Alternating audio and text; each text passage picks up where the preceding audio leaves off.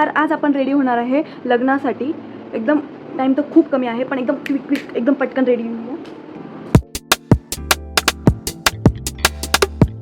तर सर्वात पहिले मी स्किन प्रेप करून घेतलेली आहे. आता मी लावणार आहे ग्लास प्रायमर, जो माझ्या स्किनला शायनी ठेवेल.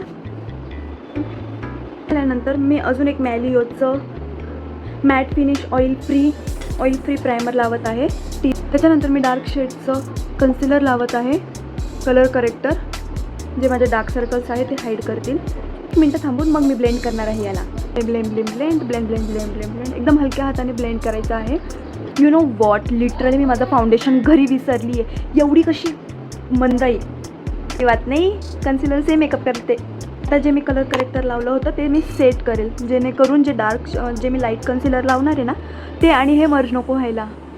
छान मस्त मेकअप करायचा होता यार आज, खूप असा लिव्ह इट.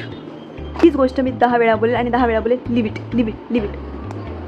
ओके, लाईट शेडचं कन्सिलर घेते and then I'll apply under my eyes, around my nose, my monkey mouth area, on nose, my forehead. I will cover everything and let it be fixed for few seconds, and then I'm going to blend. I'm not going to blend immediately because I want full coverage, so it should be little bit dry, then I will going to blend. But by that time I'm going to apply my blush. भर के blush लगाना है आज. After that I will blend on that place only.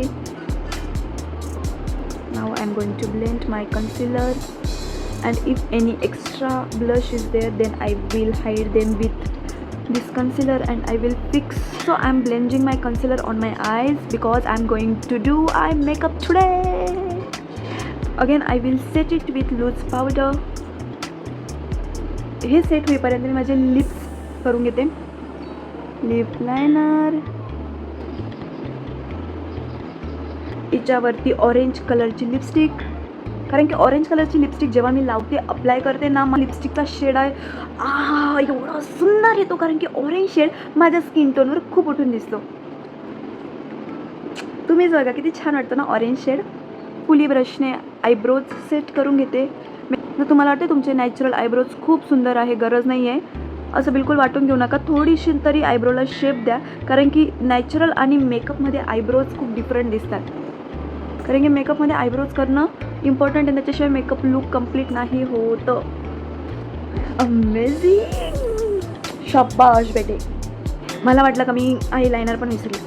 आयलायनरचे layer लावल्यानंतर काही वेळानंतर तुमचं eyeliner असं इकडे तिकडे किंवा लाईट होतं किंवा काही ठिकाणी निघून जातं ना, ते मी फिक्स करणार आहे आज. आता याला पूर्णपणे ड्राय होऊ द्यायचं आहे आणि याच्याच वरती परत एक लेअर लावायची आहे, जेणेकरून तुमचं आयलायनर फेड पण नाही होणार आणि निघणारसुद्धा इथून तिथे लॉंग लास्टिंग राहील.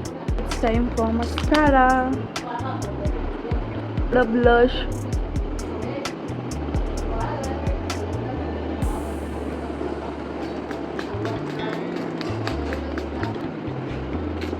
आउटफिट चेंज करून येते. आणि इथे माझा मेकअप लुक कंप्लीट झालेला आहे. तुम्ही कोणत्या पण वेडिंगला जाण्यासाठी हा मेकअप लुक प्रेफर करू शकतात, जर तुमच्याकडे फाउंडेशन नसलं तरीसुद्धा. कसा वाटला मेकअप लुक कमेंट्समध्ये नक्की सांगा आणि भेटूया दुसऱ्या व्हिडिओमध्ये. Bye bye.